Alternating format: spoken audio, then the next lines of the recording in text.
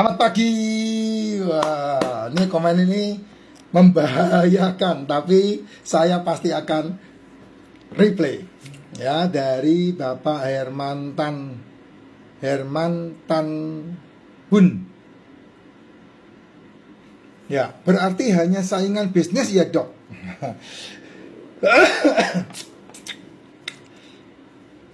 Bukan saingan bisnis, tapi betul-betul bisnis. Ya, bukan saingan bisnis, tapi betul-betul bisnis. Ini saya, tenggorokan saya hancur ini karena kemarin saya ngurusin acara di Plat K, makanannya luar biasa, Jess. Bener-bener saya 2 hari itu bebas, apa aja dimakan.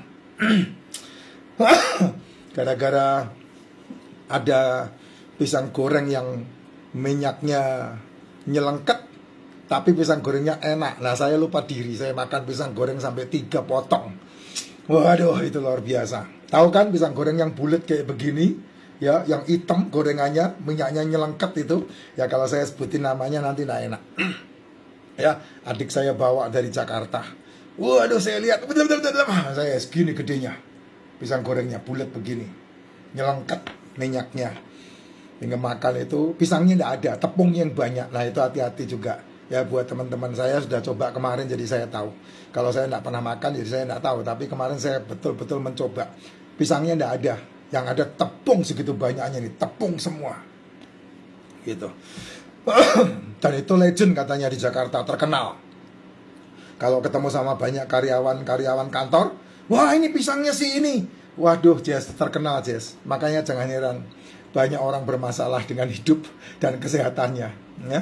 Bukan saingan bisnis, Pak, tapi bisnis, betul-betul real bisnis. Itu mereka membayar ahli peneliti, ya, mereka membayar seorang ahli, mereka membayar seorang peneliti.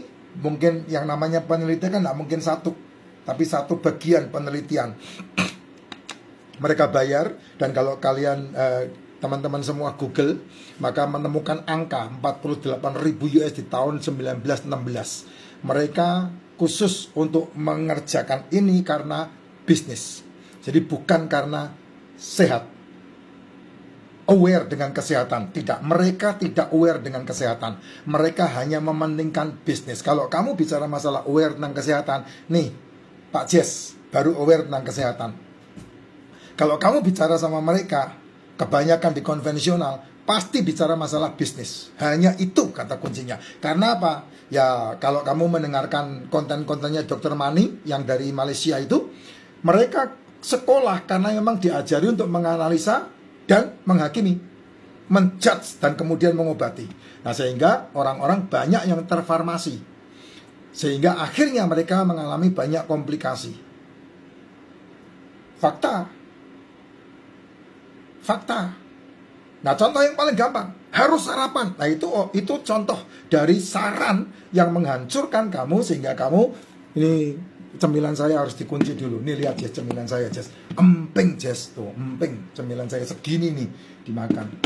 Saya enggak makan karena saya udah cukup 1 hari ini lebih dari 75 keping. Ya.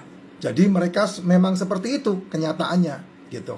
Nah, kalau kamu mengikuti pola makan yang saya anjurkan, nah itu adalah salah satu obat yang paling alami yang bisa membawa kamu kepada kesehatan yang sangat luar biasa, bahkan kepada keajaiban. Dengan pola makan yang saya ajarkan, kamu nanti akan menjalankan sebuah puasa. Nah, ujungnya pasti begitu, puasa. Puasa untuk kamu menetralisir metabolik tubuhmu, sehingga dengan kamu berpuasa, maka tubuhmu menyembuhkan dirimu sendiri. Ya, jangan campur adukan dengan puasa agamamu. Tidak ada hubungan.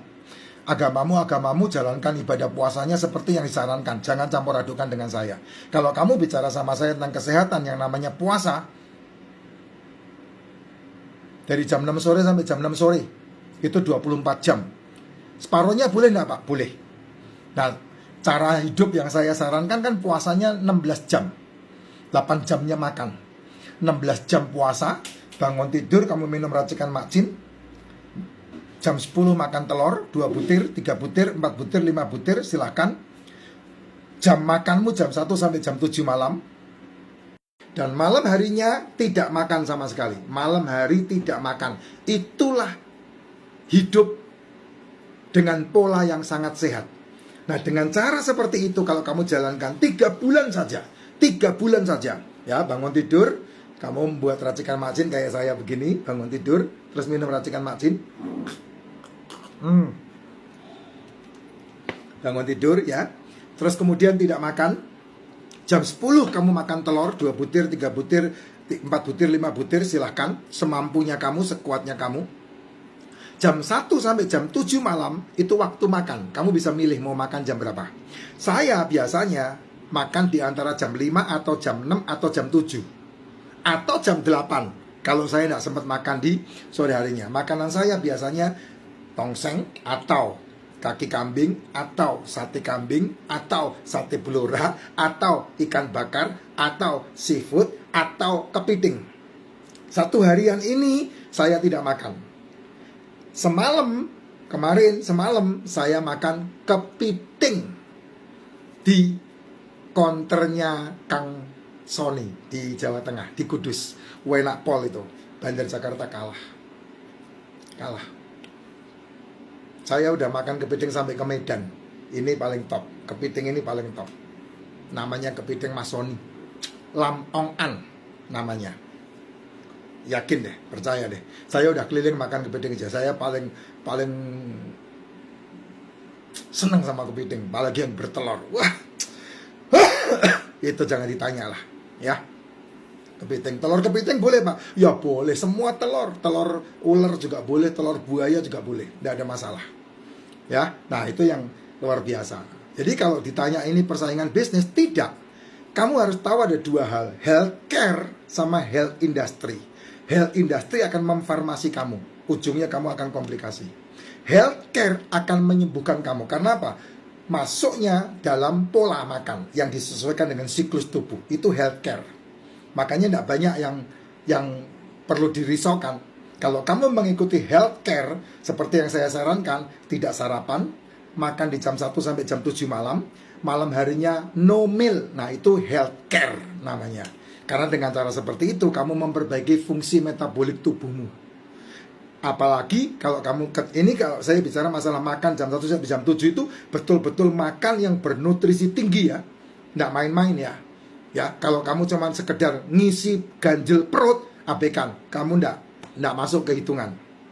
Ya, yang namanya makan itu bukan ganjel perut, karena tubuhmu itu butuh nutrisi.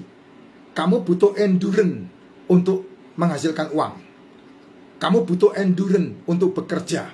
Kalau kamu tidak memperhatikan makananmu, berarti kamu sedang membunuh tubuhmu sendiri. Itu ingat baik-baik. Jadi jangan mengeluh, jangan mengkambing hitamkan, jangan mencari alasan, membuat alibi. Saya kerja keras Pak, saya kuli bangunan Pak, saya pekerja proyek Pak. Saya tidak urusan dengan itu kewajiban. Tapi ada tanggung jawab yang kamu harus lakukan untuk dirimu sendiri, yaitu kesehatan kamu. Makanya saya sarankan yang paling murah, nih minum racikan macin. Kenapa? Karena di dalamnya mikronutrisi, mineral dan vitaminnya lengkap. Pak, kalau saya minum racikan macin, terus saya tidak minum suplemennya Pak Effendi Suggest, boleh tidak? Boleh, tidak apa-apa. Asal makannya telur di jam 10 itu betul-betul telur dan kuning telurnya kamu makan. Terus kemudian ketika jam 1 sampai jam 7 malam yang kamu makan adalah betul-betul nutrisi yang mengandung makronutrisi dan mikronutrisi.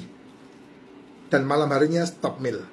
Tapi kalau kamu sudah kena masalah yang namanya degeneratif, komplikasi, metabolik, ya kamu tidak bisa Jess. Kamu harus makan suplemen, liposomal glutathione, probiotik, D3K2. Kalau saya ada tambahan royal jelly sama propolis. Kalau saya, kenapa liposomal? Karena livermu butuh backup. Kenapa probiotik? Karena kamu sudah dirusak asam lambungmu dengan makanan yang tidak sesuai dengan pola tubuh asupannya. Kenapa D3K2? Karena kamu seringkali payungan, atau kamu terlalu banyak di bawah sinar matahari sehingga kalsiummu nyangkut di pembuluh darah, harus dipindahkan ke tulang, maka butuh K2. Tuh.